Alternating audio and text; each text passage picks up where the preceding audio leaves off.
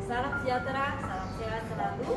Saya Lorenzia Ernawati dari SMA Katolik Santa Agnes, beserta Diklat Calon Kepala Sekolah tahun 2021. Saya akan melaporkan rencana tindak lanjut yang sudah saya lakukan. Diklat calon kepala sekolah ini dilakukan secara daring dan dalam 4 tahap selama 300 jam yang meliputi 1.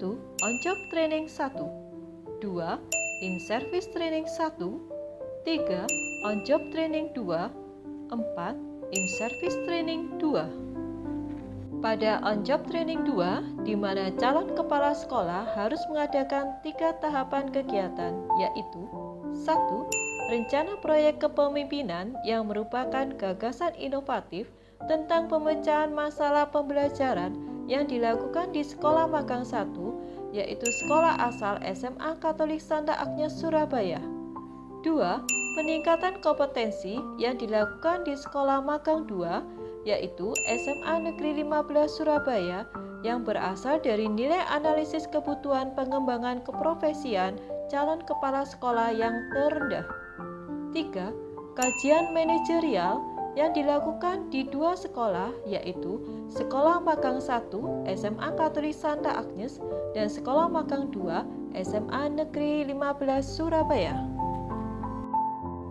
Kegiatan pertama, rencana proyek kepemimpinan yang dilakukan di SMA Katolik Santa Agnes Surabaya. Rencana proyek kepemimpinan yang dilakukan untuk meningkatkan aspek standar nasional pendidikan dan untuk mengatasi masalah pembelajaran berdasarkan hasil evaluasi diri sekolah dan rapot mutu sekolah.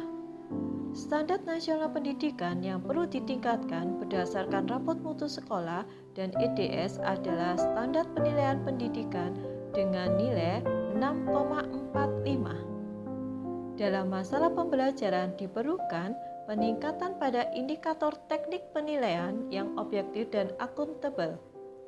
Solusi yang diberikan adalah kegiatan workshop untuk meningkatkan kemampuan guru dalam menyusun soal berbasis asesmen kompetensi minimum. Tujuan rencana proyek kepemimpinan: A. Meningkatkan kemampuan guru dalam menyusun soal berbasis asesmen kompetensi minimum. B. Meningkatkan kemampuan calon kepala sekolah dalam kompetensi kepribadian, sosial, dan kewirausahaan. C. Meningkatkan kualitas pembelajaran bagi peserta didik. D. Mewujudkan pencapaian student well-being. Tahapan kegiatan: 1. Persiapan. A. Konsultasi dengan kepala sekolah dan wakakurikulum berkaitan dengan waktu pelaksanaan dan penentuan narasumber. B. Pembuatan proposal, pembentukan panitia, dan sosialisasi ke guru. C. Koordinasi dengan narasumber dan ketua yayasan. D. Pembuatan undangan virtual, background workshop, pengecekan lembar monef, dan door prize. 2. Pelaksanaan.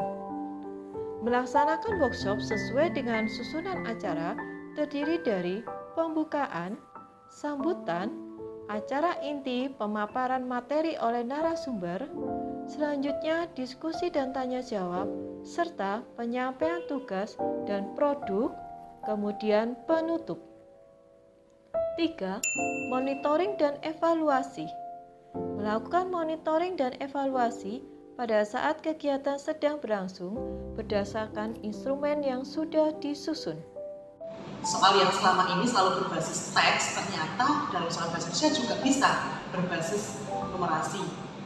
Kalau berbicara tentang mata pelajaran antropologi, maka tidak mungkin saya bisa membuat soal berbasis data. Tapi setelah mengikuti pelatihan ini, ternyata ada banyak data-data dari BPS saya bisa ambil. Dalam mengerjakan soal-soal KM ini tidak mengharuskan kita untuk menghafalkan seluruh isi materi, melainkan kita dilatih untuk lebih jeli, seperti berpikir kritis atau berpikir logis terhadap suatu permasalahan. Saya ditantang untuk lebih berpikir kritis dan logis dalam menghadapi permasalahan yang disediakan. Berkat soal-soal AKM, saya bisa mengaplikasikan pembelajaran yang saya dapatkan dari sekolah dalam menghadapi permasalahan sehari-hari yang saya hadapi. Kegiatan kedua adalah peningkatan kompetensi. Kegiatan peningkatan kompetensi dilakukan di SMA Negeri 15 Surabaya sebagai sekolah magang 2 dengan tujuan meningkatkan kompetensi yang lemah berdasarkan hasil analisis kebutuhan pengembangan kompetensi terendah, yaitu kompetensi manajerial. Tahapan kegiatan. Pertama, persiapan. 2. Pelaksanaan.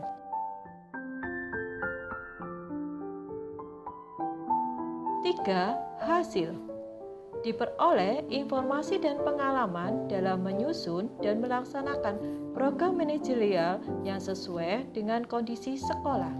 Kegiatan ketiga adalah kajian manajerial yang dilakukan di SMA Katolik Santa Agnes dan SMA Negeri 15 Surabaya. Kegiatan yang dilakukan adalah mengkaji capaian 8 standar nasional pendidikan di masing-masing sekolah melalui kegiatan menyiapkan matrik manajerial, melakukan wawancara, observasi secara langsung, serta studi dokumen. Adapun hasil kajian manajerial diperoleh bahwa SMA Katolik Santa Agnes perlu meningkatkan program supervisi, terutama pada tindak lanjut supervisi. SMA Negeri 15 Surabaya perlu meningkatkan kemampuan guru dalam penilaian autentik. Demikian laporan rencana tindak lanjut yang sudah saya lakukan. Semoga bermanfaat. Terima kasih.